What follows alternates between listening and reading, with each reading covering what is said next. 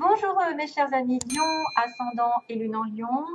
C'est avec grand plaisir que je vous retrouve. Donc sachez que c'est pour tout le monde, hein, pour tous les lions, ceux qui ont même la Vénus pour l'amour. On va regarder ça globalement, ce qui va se passer. Donc avec un tirage sur 3 cartes de Lenormand. Ensuite une petite coupe pour voir l'ambiance. Et puis 3 informations ici pour vous et une relation sentimentale aussi avec les sentiments. Mais c'est vrai que là, il peut me parler de quelque chose de principalement lié au cœur, parce que je vois quand même l'engagement, l'anneau. Il y a le cercueil qui me parle de fin, ainsi que la croix. Alors, fin d'un contrat, fin de quelque chose qui est douloureux parce qu'on a des nuages. Mes chers amis Lions, le mois de mars, ça va pas être un petit peu, ouais, il va peut-être vous demander un changement, quelque chose à faire. Vous allez faire une croix sur une relation, sur un contrat, sur quelque chose qui est scellé. Peut-être qu'effectivement, vous voulez, vous êtes croyant, vous priez pour un mariage, vous priez pour vous associer, vous priez peut-être, mais en même temps, j'ai envie de dire que la croix, normalement, c'est quelque chose de douloureux.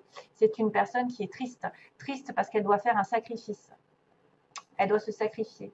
Elle doit faire une croix sur son couple, sur une association, sur une collaboration, sur un engagement, sur une signature, sur un achat, sur quelque chose d'important. Hein, parce que, voilà, l'anneau, c'est quand même important. C'est un signe fort d'engagement. Donc là, il y a de la tristesse, il y a du sacrifice à faire pendant ce mois. À vous de voir. Ah, c'est peut-être pas le bon moment. Comment vous dire? C'est peut-être pas le bon moment de faire des plans sur la comète. Il y a des choses qui vont se passer parce que déjà, déjà dès le départ, j'ai en fait les nuages qui sont effectivement, on voit une tasse de thé ici avec des petits nuages qui passent. Bon, la tasse de thé, c'est un peu réconfortant, c'est la routine, c'est-à-dire, voilà, tout se passe bien.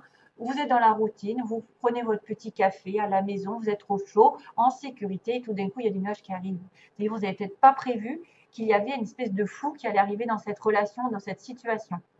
On manque de clairvoyance, on manque de clarté, on est omnibilé peut-être par quelque chose, une obsession pour quelqu'un, et qu'on ne voit pas l'ensemble de la situation dans sa globalité.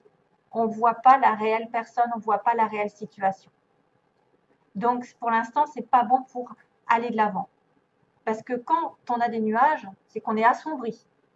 Il y a une image réconfortante de sécurité, mais en même temps, ça ne prévient pas, quelque chose arrive et vous met dans la confusion totale, dans l'incertitude, dans les doutes. Ça peut vous surprendre d'une certaine manière, parce que vous étiez en train de rêver à quelque chose qui n'arrive pas d'un coup, qui n'arrive pas à finalement, qui ne va pas aboutir. Peut-être qu'effectivement, vous pensiez vous engager, mais que là, tout d'un coup, vous allez dire non, c'est pas possible. Il y a quelque chose qui ne marche pas. Je suis obligée de faire ce sacrifice. C'est quelque chose qui vous tient à cœur. Donc, soit c'est une personne, parce qu'on a un valet de cœur, soit c'est une personne, soit c'est un projet, soit c'est une idée, soit c'est une association avec quelqu'un. Et tout d'un coup, on sème le trouble en fait. Il y a quelque chose que vous n'aviez pas prévu, qui n'est pas agréable du tout, qui passe dans votre vie. Ça ne vous avertit pas, mais ça n'est que passager. Attention. Vous étiez peut-être dans la rêverie, peut-être dans la confusion. Ça va que être passager et ça va changer. Ça va changer. Alors, est-ce que c'est une relation amoureuse qui arrive et, elle va peut-être aussi peut-être vous demander de vous retirer un certain temps parce que le cercueil ici, on voit quelqu'un qui est dans une boîte de sardines dans ce tarot. Donc, un moment de recueil, de recul pour faire le point, pour vous retirer des problèmes ici qui sont là, qui sont que passagers d'ailleurs. Éloignez-vous. Mais en même temps, restez ancré. Ne vous éloignez pas dans les pensées. N'imaginez pas le pire. C'est juste rester alerte, aware, alerte aux signaux qu'on vous envoie. Sur une relation amoureuse, sur une relation, sur quelqu'un que vous aimez, il y a des problèmes passagers. Il va falloir les résoudre, soit en s'éloignant, soit en mettant un terme à quelque chose, ou à une situation, parce qu'on a le cercueil, c'est quelque chose qui doit se terminer, s'achever. C'est la fin on doit quitter. On doit partir. Donc, soit ça arrive au bout, cette relation, ou alors c'est quelqu'un qui a décidé de s'en aller un petit moment pour faire le point. C'est vrai que c'est pas la mort, mais c'est quelqu'un qui a peut-être des pertes aussi, le cercueil. Il a peut-être des pertes. Dans ce tarot, on ne sait pas si cette boîte, elle s'ouvre ou elle est en train de se fermer, en fait. Soit elle est en train de descendre, et donc là, c'est la fermeture complète de la relation, hein, on arrête à la fin, ou soit elle va avoir un renouveau, ce qui est possible aussi. Un renouveau, c'est-à-dire qu'on va laisser derrière soi tous les événements négatifs, tout ce qui a été dans la confusion, et on va être clairvoyant. Ça peut signifier simplement un éloignement temporaire par rapport à votre choix sentimental ou autre, par rapport à votre projet, par exemple. Et peut-être que vous êtes effrayé, vous êtes anxieux, et que finalement, ben, c'est pas si mal que ça, parce que ça va être la fin des circonstances difficiles dans votre relation, dans votre situation qui vous est propre. Mais c'est vrai qu'avec la croix, on pourrait penser à une fin claire et nette. Alors, chaud. C'est chaud. Alors ensuite, pour mes lions, on a le petit message 24. Tout en sachant sauvegarder mes propres limites, je suis en relation avec tout. Fixer des limites. Wow, fixer des limites. Ça, c'est pas mal. Ça me fait penser au cancer, d'ailleurs. Se fixer des limites. Ne pas se faire bouffer. Tout en sachant sauvegarder mes propres limites, je suis en relation avec tout. Oui, il faut avoir des limites dans tout ce que vous faites, mais en même temps, garder le contact avec les autres et avec les relations avec les autres. Mais sachez quand même déterminer vos priorités aussi. Fixez des limites dans votre relation ou dans votre vie en globalité. Sachez fixer des limites. Alors, deuxième conseil, on a dit Dieu est votre source. Dieu est toujours là. Alors, tout ce dont vous avez besoin est fourni par la source infinie de Dieu et votre foi ouvre la porte qui vous permet de recevoir.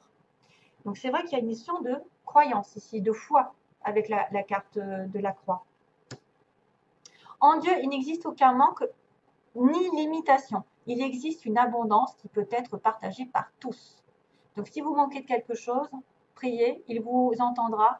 Et bien sûr, ne demandez pas de gagner au loto. Hein. Fixez-vous des limites dans vos désirs.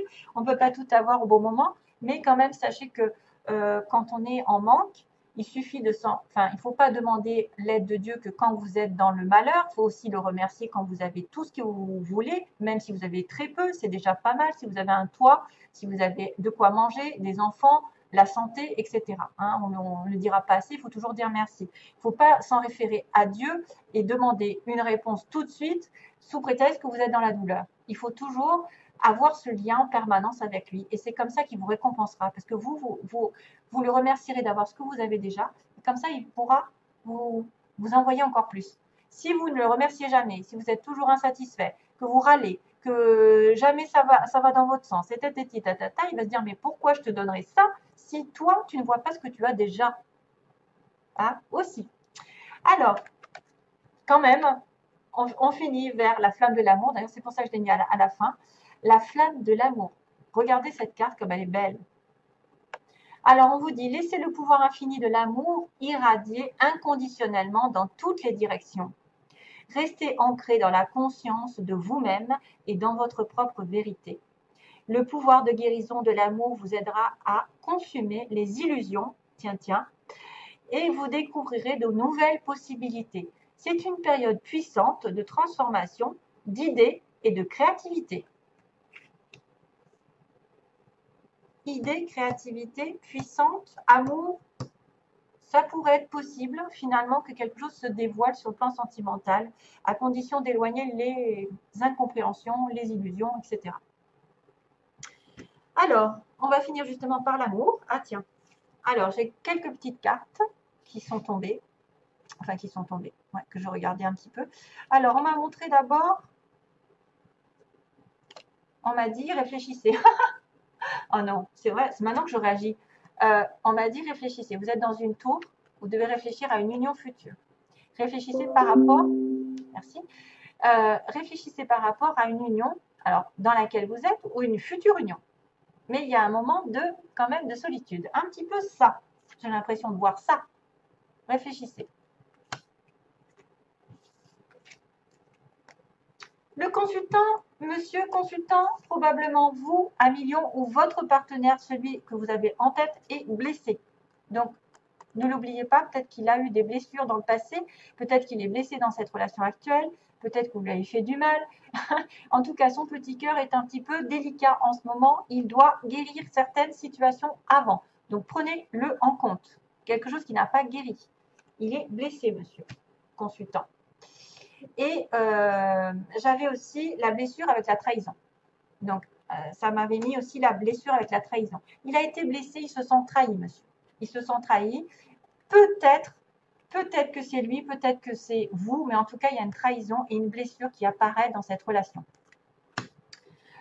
Et puis, j'ai aussi tiré le labyrinthe avec le visuel, comme si c'était compliqué de vous voir. C'était compliqué d'avoir des visus, peut-être de vous voir face à face, de discuter.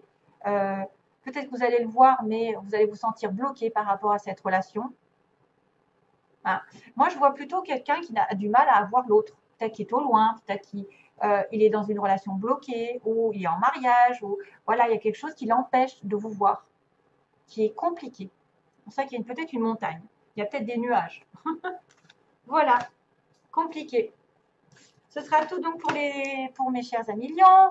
Et à bientôt, je l'espère. Merci. Plein d'amour. Bye bye.